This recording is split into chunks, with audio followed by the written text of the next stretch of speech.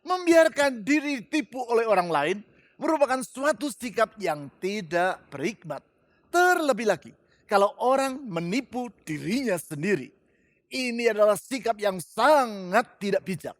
Sikap seperti itulah bila orang mengutamakan hal-hal yang lain selain daripada Allah, yaitu dengan memberhalakan harta, jabatan, popularitas, ataupun keberhasilan. Sikap itu sama dengan mendustai diri sendiri. Sebaliknya, orang yang memiliki iman yang sehat akan mampu berpikir dengan jernih. Dengan setia, ia akan bersandar pada Allah yang sejati dan meyakini bahwa menyembah Allah yang berdaulat adalah hal yang sepantasnya. Iman yang sehat seperti itu akan membawa kita kepada hidup yang tidak akan kita sesali.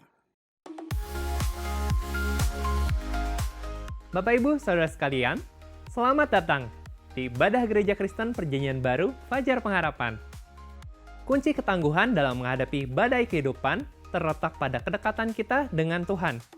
Mari perkokoh iman Anda dengan menghadiri pertemuan doa Oasis setiap hari Rabu pukul 10 pagi secara onsite di Jalan Pasir Koja 58, serta mengambil waktu teduh melalui pertemuan doa kontemplatif setiap hari Kamis yang dapat Anda akses sepanjang hari di kanal YouTube Doa Fajar Pengharapan. Iman kita akan semakin kuat saat kita memiliki komunitas yang peduli dan saling membangun. Kesan atau kelompok saling memperhatikan hadir sebagai sarana untuk itu. Bagi Anda yang belum terlibat, segera hubungi nomor yang tertera di layar dan pengurus kesan akan dengan senang hati membantu Anda. Fasilitas ruang doa personal retreat tersedia bagi Anda yang membutuhkan waktu doa secara pribadi. Berlokasi di satelit Pasir Koja dan satelit Bandung Utara, ruangan ini dapat digunakan tanpa biaya sesuai jadwal yang tertera di layar. Untuk reservasi, silakan mendaftar terlebih dahulu melalui SMS atau WhatsApp ke nomor 0811 841 765. Informasi dan pengumuman penting lainnya dapat Anda lihat dan ikuti di bagian menjelang akhir ibadah ini. Selamat beribadah.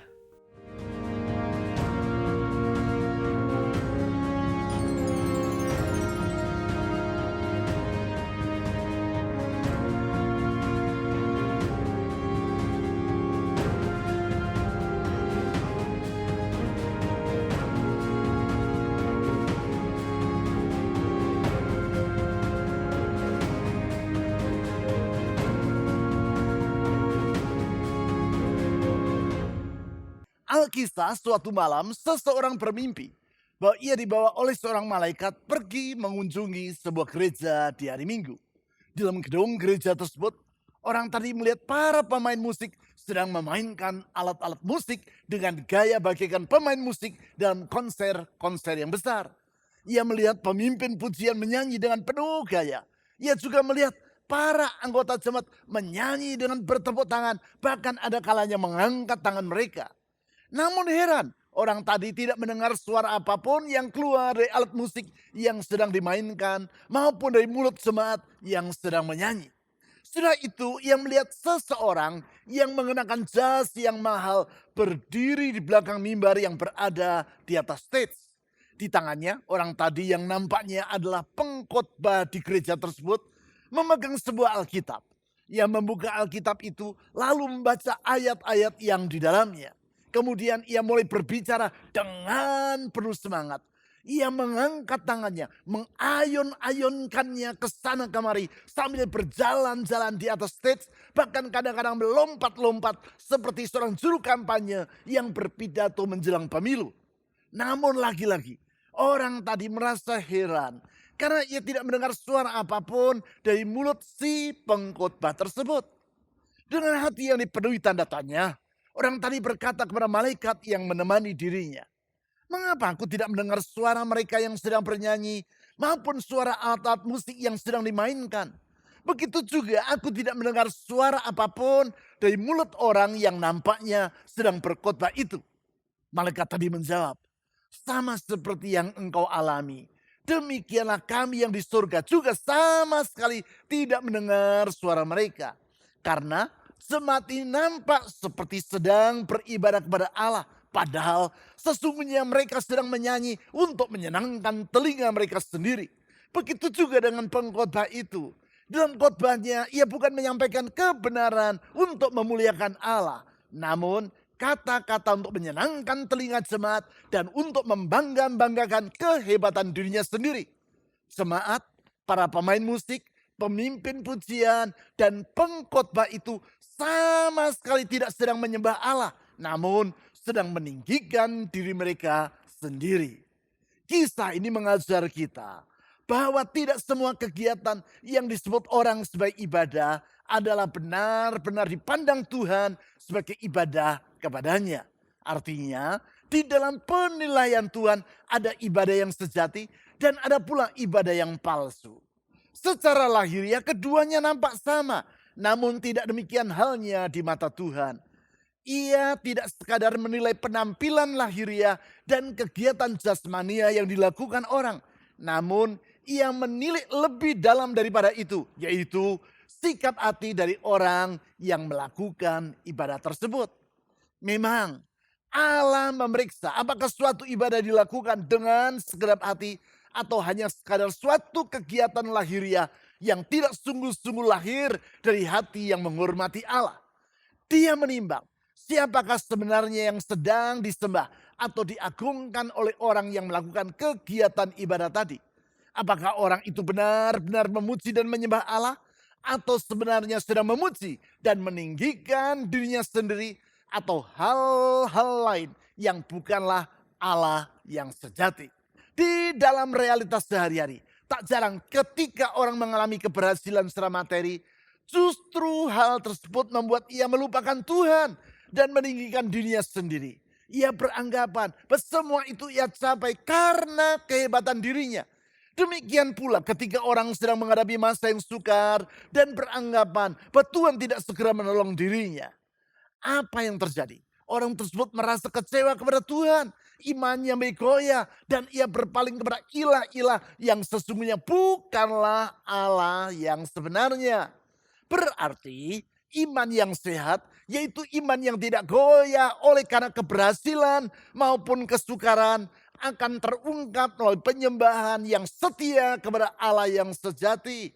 Dengan kata lain, kebugaran rohani seseorang akan terlihat melalui ibadahnya. Dalam hal ini, yaitu kepada siapa sebenarnya ia melakukan ibadah tersebut. Kepada Allah yang sejati atau kepada berhala yang adalah ilah-ilah yang palsu. Perlu dipahami bahwa seserius apapun seseorang melakukan ibadah, namun bila yang ia sembah bukanlah Allah yang sejati, maka sesungguhnya ibadah yang ia lakukan tersebut adalah sia-sia belaka. Hal itu Allah kemukakan di dalam firman-Nya yang dicatat dalam Habakuk pasal 2 ayat 18 sampai 20. Mari kita baca ayat-ayat tersebut. Habakuk pasal 2 ayat 18 sampai 20. Apa gunanya patung pahatan yang dipahat oleh pembuatnya? Apa gunanya patung tuangan pengajar dusta itu? Sebab pembuatnya percaya kepada buatannya. Padahal berhala-berhala buatannya itu bisu belaka. Sungguh celaka orang yang berkata kepada sepotong kayu, terjagalah. Dan kepada sebuah batu bisu, bangunlah.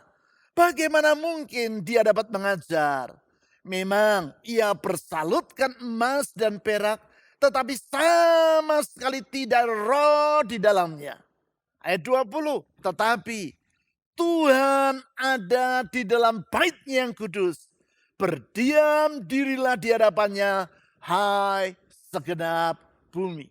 Sebagaimana yang telah saya utarakan dalam khotbah-khotbah saya dalam 3 minggu yang lalu secara berturut-turut.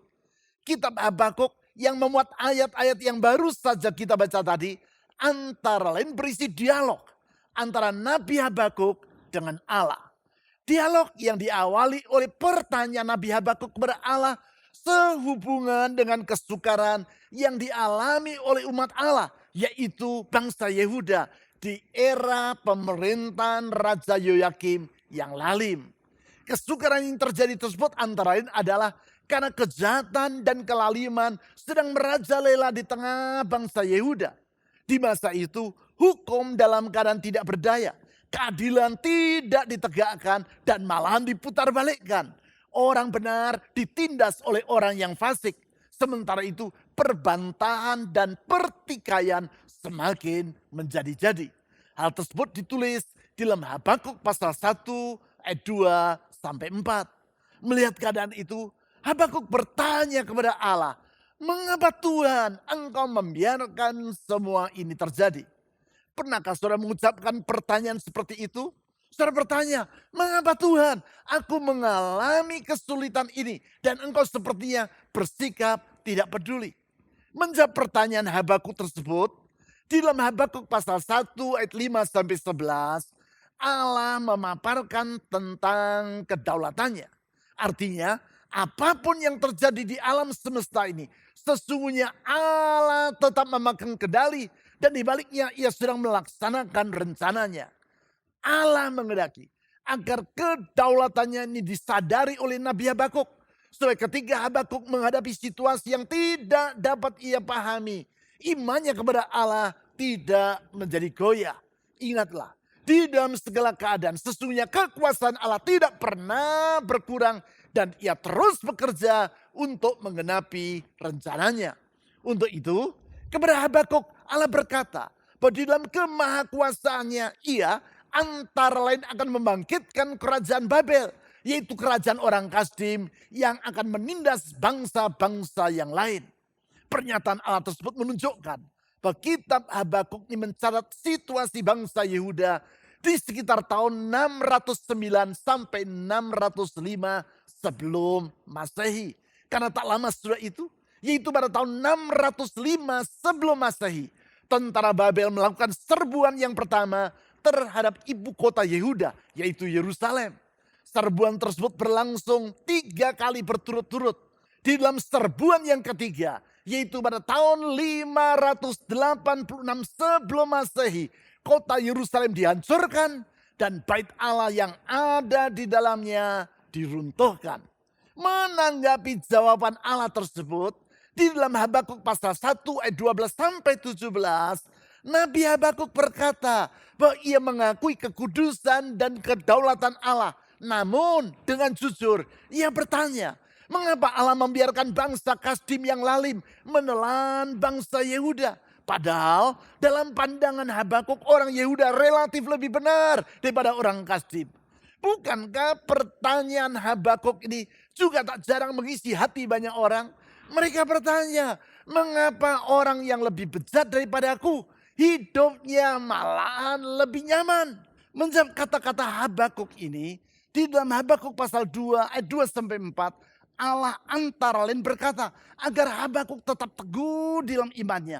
Iman yang memungkinkan Habakuk bersikap tekun, sabar, dan rendah hati dalam menantikan penggenapan firman Allah. Iman yang memampukan orang yang benar menantikan Tuhan tanpa berputus asa.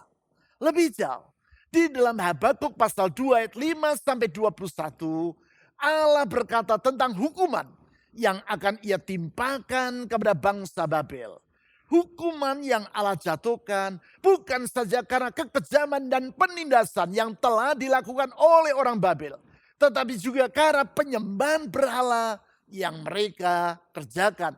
Dengan demikian, Allah mengingatkan Habakuk dan semua kita bahwa iman yang sehat akan terungkap melalui penyembahan yang setia kepada Allah yang sejati. Tentang hal itu, di dalam Habakuk pasal 2 ayat 18 sampai 20 yang telah kita baca tadi, Allah memberi 3 alasan mengapa orang yang imannya sehat akan menyembah Allah yang sejati dengan setia. Ketiga alasan itu adalah karena orang tersebut menyadari bahwa yang pertama, menyembah berhala adalah mendustai diri sendiri. Saya ulangi, yang pertama, di dalam iman yang sehat, orang akan menyadari bahwa menyembah berhala adalah sama dengan mendustai diri sendiri. Tentang hal ini perlu saya jelaskan bahwa yang dimaksud dengan berhala adalah segala sesuatu yang bukan Allah sejati dan yang sangat dicintai, dipatuhi, dan diutamakan sehingga berhala itu menjadi Tuhan di dalam hati manusia. Berhala ini tidak selalu dalam bentuk batu yang besar, pohon yang telah berusia tua, maupun patung buatan manusia. Namun juga dapat berbentuk harta, jabatan, ataupun popularitas. Sebagai contoh, apabila orang mengutamakan jabatan lebih daripada Allah yang sejati dan demi memperoleh jabatan, ia rela meninggalkan imannya kepada Kristus. Maka sesungguhnya ia sudah menjadikan jabatan tadi sebagai Tuhan atau berhala dalam hidupnya. Hal yang sama bila orang meninggalkan imannya kepada Kristus demi mengejar popularitas. Dengan berbuat demikian, ia telah menggeser posisi Allah yang sejati dari dalam hidupnya dan menjadikan popularitas sebagai yang paling ia cintai dan utamakan. Popularitas itu telah menjadi berhala bagi dirinya. Orang yang beriman akan menyadari bahwa penyembahan berhala seperti itu merupakan tindakan mendustai diri sendiri. Tentang hal tersebut, di dalam Habakuk pasal 2 ayat 18 tadi, Allah berkata seperti demikian. Apa gunanya patung pahatan yang dipahat oleh pembuatnya? Apa gunanya patung tuangan, pengajar dusta itu? Sebab pembuatnya percaya kepada buatannya. Padahal berhala-berhala buatannya itu bisu belaka. Di sini Tuhan berkata bahwa berhala adalah bisu. Tidak dapat berbicara karena ia adalah benda mati yang dibuat oleh manusia. Namun demikian orang yang membuatnya percaya kepada buatannya sendiri. Tindakan ini sama dengan mendustai diri sendiri. Artinya suatu tindakan yang sama sekali tidak bijak. Bukankah membiarkan diri dibohongi oleh orang lain suatu tindakan yang tidak seharusnya? Apalagi kalau orang dengan sengaja membohongi diri sendiri, tentu ini adalah tindakan yang sangat tidak bijak. Sebagai contoh, suatu hari saudara menerima pesan lewat WhatsApp yang berbunyi, "Selamat, rekening Anda terpilih sebagai pemenang undian gebyar hadiah BCA senilai 10 juta rupiah. Info lebih lanjut, hubungilah nomor telepon di bawah ini." Kalau saudara mengetahui bahwa saudara tidak memiliki rekening di bank BCA, sehingga adalah tidak mungkin bagi saudara untuk memenangkan undian tersebut, apakah yang seharusnya saudara lakukan? Seharusnya saudara sangat memahami bahwa pesan itu adalah tidak tepat.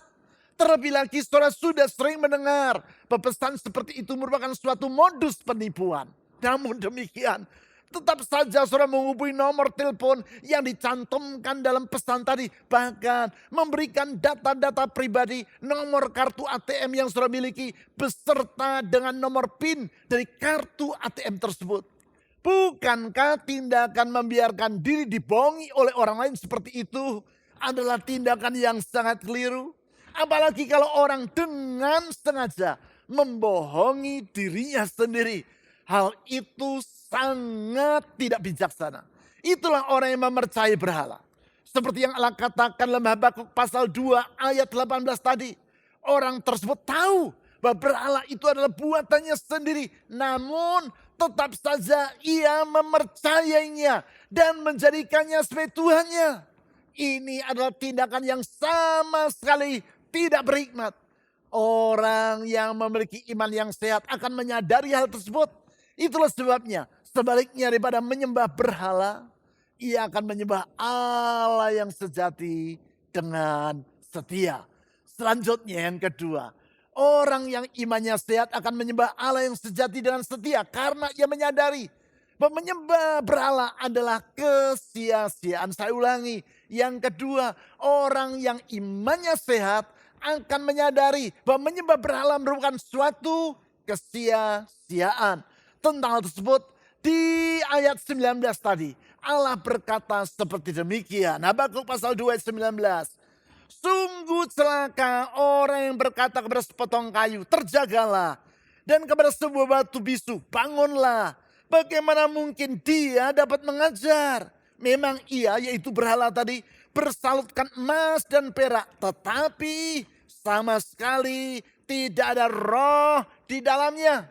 Di sini Allah berkata, walaupun secara lahiriah berhala nampak meyakinkan, yaitu karena berhala itu bersalutkan emas dan perak. Namun apabila orang mampu berpikir dengan jernih, maka ia akan mengetahui bahwa sesungguhnya berhala itu adalah benda mati belaka. Sehingga seperti yang Allah katakan, sepotong kayu, ataupun sebuah batu adalah benda mati yang tidak mampu bertindak maupun berbicara. Dengan kata lain, orang yang beriman akan mampu berpikir dengan jernih dan menyadari bahwa menyembah berhala adalah suatu kesia-siaan. Hanya saja, sayang, ketika orang mengalami keberhasilan, ia lupa daratan dan tidak lagi mampu berpikir dengan jernih. Sehingga ia tidak lagi dapat membedakan mana Allah yang sejati dan ilah yang palsu. Dan juga tidak mampu membedakan antara kebahagiaan yang sejati dan fata morgana. Sebagai akibat, yang ia kejar justru adalah fata morgana, yang adalah kesia-siaan. Hal tersebut dialami oleh Elvis Presley, seperti yang pernah saya ceritakan dalam khotbah saya yang lalu. 6 minggu sebelum artis yang sangat terkenal pada zamannya itu meninggal dunia, seorang wartawan berkata kepadanya, "Elvis, engkau pernah berkata bahwa engkau memiliki 3 cita-cita, yaitu menjadi sangat terkenal, menjadi sangat kaya, dan menjadi sangat berbahagia. Sudahkah engkau berbahagia?" Tidak perlu diragukan lagi, Elvis adalah seorang artis yang sangat terkenal dan yang sangat kaya. Sedemikian terkenalnya sehingga sampai hari ini, yaitu lebih dari 45 tahun sesudah ia meninggal dunia, setiap hari makamnya di kota Memphis, Tennessee masih dikunjungi oleh ribuan orang. Tentu saja ketenarannya tersebut mendatangkan kekayaan yang sangat besar bagi dirinya.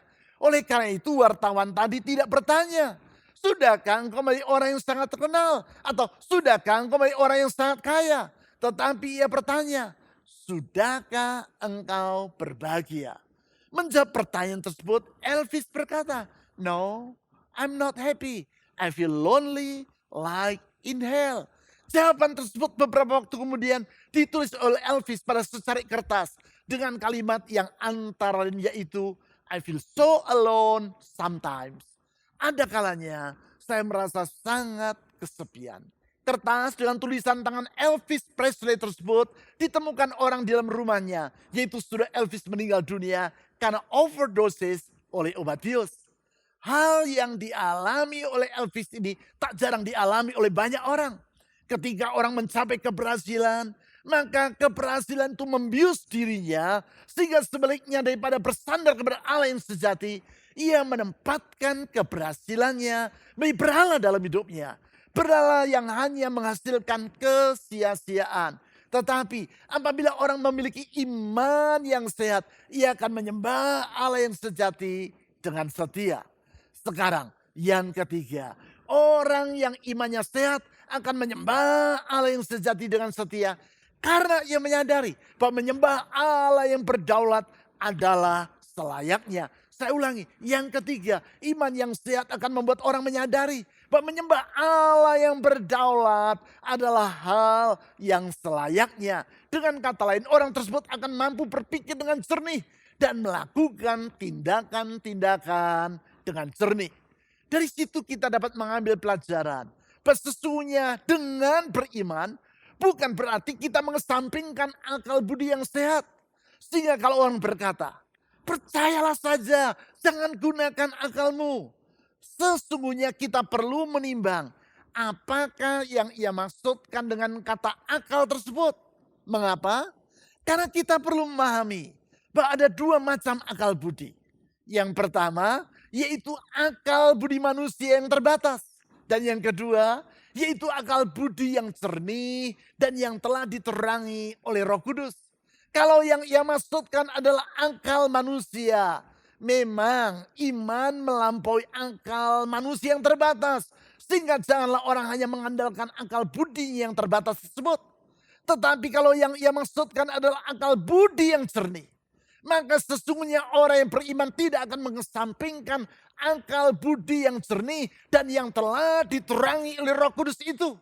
Bukankah Tuhan Yesus di dalam Matius pasal 22 ayat 37 berkata, agar kita mengasihi Tuhan Allah kita antara lain dengan segenap akal budi kita. Tentu yang Yesus maksudkan di sini adalah akal budi yang jernih. Dengan kata lain, orang yang beriman dan memiliki akal budi yang jernih akan mampu membedakan mana Allah yang sejati dan ilah-ilah yang palsu. Oleh karenanya ia akan menyembah Allah yang sejati dengan setia karena menyadari bahwa menyembah Allah yang berdaulat adalah hal yang selayaknya. Tentang hal tersebut di dalam Habakuk pasal 2 ayat 20 Allah berfirman seperti demikian. Tetapi Tuhan ada di dalam bait-Nya yang kudus. Berdiam dirilah di hadapannya, hai segenap bumi. Di ayat ini Allah berkata bahwa dia berada di dalam bait-Nya yang kudus. Artinya di satu sisi dia layak untuk disembah. Karena sebagaimana layaknya bait Allah adalah tempat untuk beribadah kepada Allah. Di sisi yang lain, dia adalah pribadi yang berdaulat, yaitu yang bertata di dalam bait yang kudus. Karena dia berdaulat, maka segenap bumi haruslah berdiam diri di hadapannya. Yang dimaksudkan dengan berdiam diri di ayat ini adalah bersikap tunduk, patuh, dan pasrah kepadanya. Memang itulah makna dari ibadah yang sesungguhnya.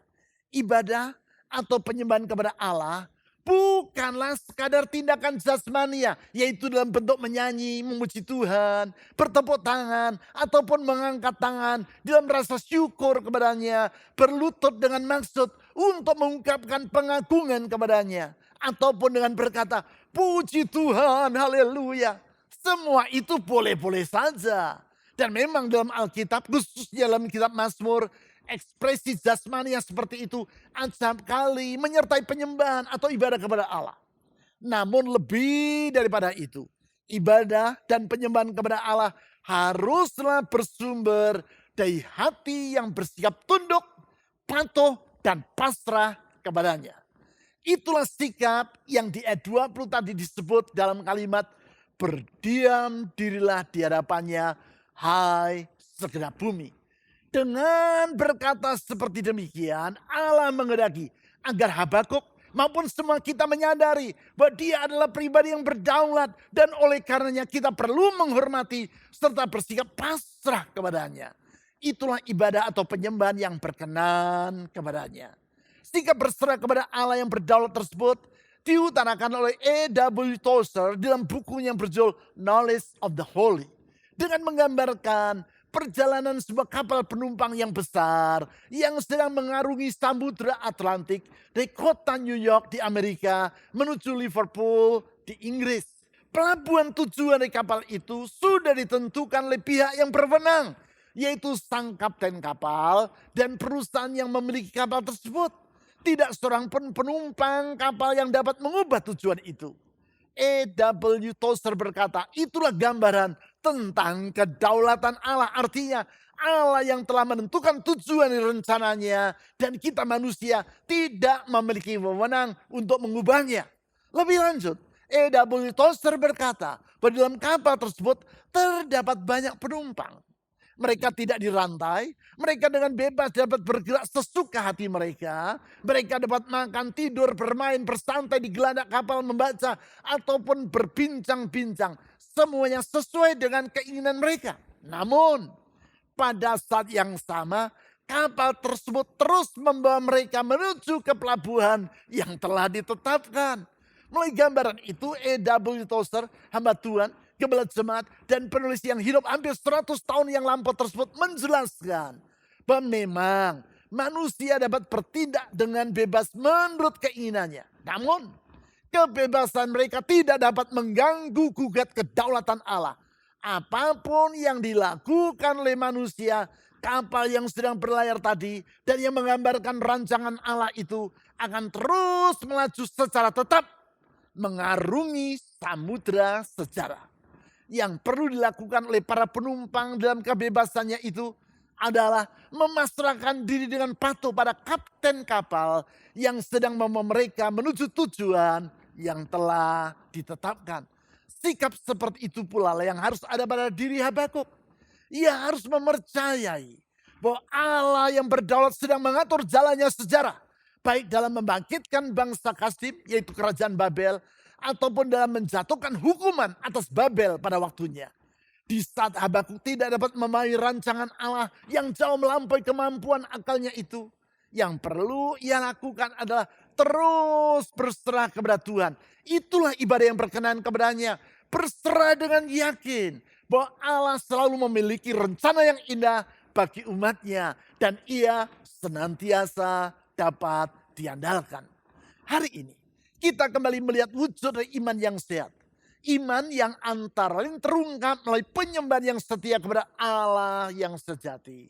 Sikap tersebut tidak terlepas dari kesadaran bahwa menyembah berhala adalah sama dengan mendustai diri sendiri dan juga merupakan suatu kesia-siaan. Sehingga orang yang beriman dengan sehat akan mampu berpikir dengan jernih dan akan menyadari bahwa menyembah Allah yang berdaulat adalah hal yang selayaknya. Dalam kesadaran tersebut, kita perlu memeriksa kembali apa yang selama ini paling kita kasihi, paling kita utamakan, dan paling kita andalkan dalam hidup kita. Apakah harta, jabatan, popularitas, keberhasilan, ataupun keinginan sendiri yang telah mengambil tempat yang paling utama, sehingga menyisihkan Allah dari dalam hidup kita? Atau sudahkah kita dengan sikap penuh iman memasrahkan hidup kita ke dalam rancangan Tuhan? Yang walaupun tidak selalu sesuai keinginan kita, namun kita percaya bahwa Allah yang berdaulat memiliki rencana yang indah bagi hidup kita. Sikap seperti itulah yang Yesus Kristus telah contohkan bagi kita. Dengan penuh kerendahan hati, ia menyerahkan dirinya kepada kehendak Allah Bapa. Walaupun untuk itu penderitaan sampai mati di kayu salib harus dia alami. Penyerahan diri dalam kasihnya kepada kita tersebut telah membebaskan kita dari kuasa dosa dan membawa kita kepada hari depan yang indah seperti yang telah ia rencanakan. Dalam kuasanya yang tidak terbatas, seperti yang telah terbukti dalam kebangkitan dari kematian, Yesus menjamin bahwa rencananya itu tidak akan pernah gagal. Dalam iman dan penyerahan diri, mari kita berdoa kepadanya. Mari kita berdoa. Tuhan Yesus, kami sungguh bersyukur untuk teladan yang kau berikan. Bagaimana dengan rendah hati engkau memasrahkan dirimu kepada kehendak Allah Bapa. Bahkan untuk itu engkau rela berkorban dalam penderitaan sampai mati di kayu salib. Bagi kami manusia yang sepatutnya tidak dikasihi ini. Tapi Tuhan, di dalam anugerah dan kasih-Mu itu, engkau membentangkan masa depan yang baru bagi hidup kami. Mengangkat kami keluar dari lumpur dosa. Membebaskan kami dari kebinasaan dan memberikan harapan yang baru. Dan kuasa-Mu yang tak terbatas yang terbukti melalui kebangkitan-Mu dari kematian.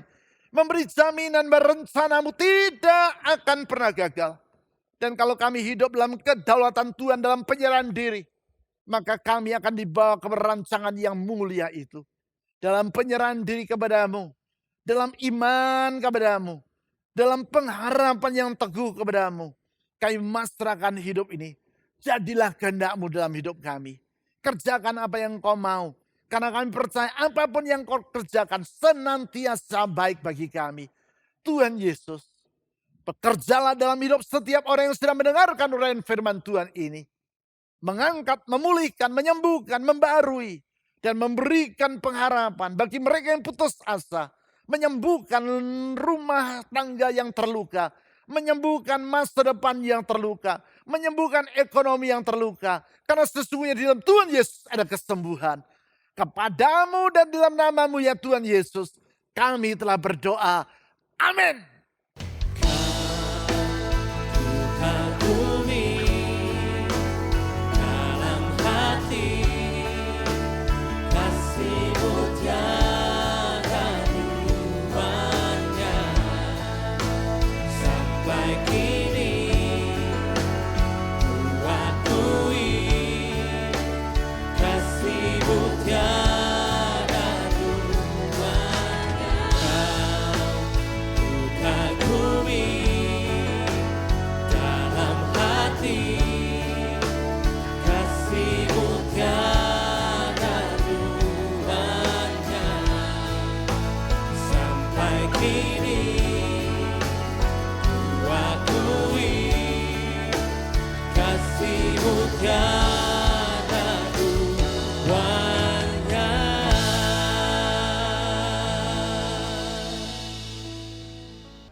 Berikut adalah beberapa informasi dan pengumuman penting dari gereja kita yang dapat Anda ikuti.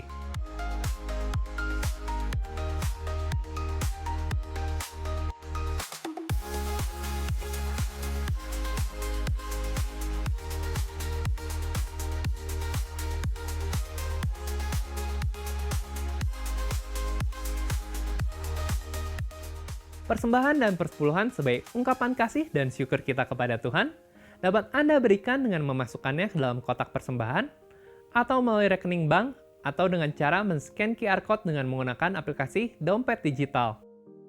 Ibadah online GKPB Fajar Pengharapan dapat Anda ikuti setiap saat, mulai hari Sabtu pukul 5 sore melalui YouTube, website, dan aplikasi yang tertera di layar. Berbagai informasi penting lainnya dari gereja kita dapat Anda ikuti melalui website www.fajarpengharapan.net atau melalui aplikasi GKPB Fajar Pengharapan serta Instagram GKPB Fajar Pengharapan. Bapak Ibu Saudara sekalian, sehat selalu dan sampai jumpa minggu depan.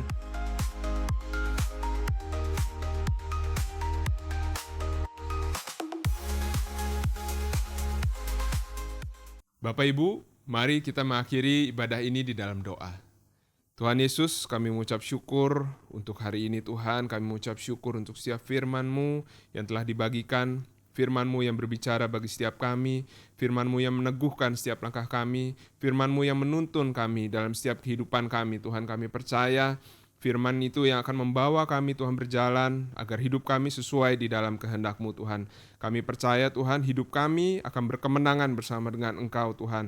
Terima kasih ya Bapa, saat ini juga kami berdoa untuk setiap jemaat-Mu yang sedang di dalam pergumulan, apapun yang sedang mereka alami saat ini. Masalah di dalam kesehatan mereka, masalah di dalam ekonomi mereka, Tuhan kami percaya Engkau mendengar setiap pergumulan mereka, Engkau mendengar setiap seruan mereka, dan kami percaya dengan kuasa-Mu Engkau juga yang akan menolong mereka, membawa mereka di dalam kemenangan demi kemenangan, dan di dalam setiap pergumulan itu Tuhan, mereka boleh mengenal, mereka boleh mengetahui apa yang menjadi kehendak-Mu Tuhan di dalam kehidupan mereka. Terima kasih ya Bapa. Saat ini kami berdoa juga untuk setiap persembahan yang sudah dan akan diberikan Tuhan. Engkau yang berkati setiap jemaat-Mu, Engkau yang cukupkan apa yang menjadi kebutuhan mereka Tuhan. Terima kasih ya Bapa, terima kasih. Dan saat ini kami rindu juga Tuhan untuk menerima berkat-Mu. Terima berkat yang daripada Allah, memberkati seluruh kehidupan-Mu, berkati pekerjaan-Mu, berkati studi-Mu, berkati rumah tangga-Mu. Dan biarlah damai sejahtera, sukacita serta kasih karunia yang daripada Allah memenuhi kita dari sekarang sampai selama-lamanya. Amin.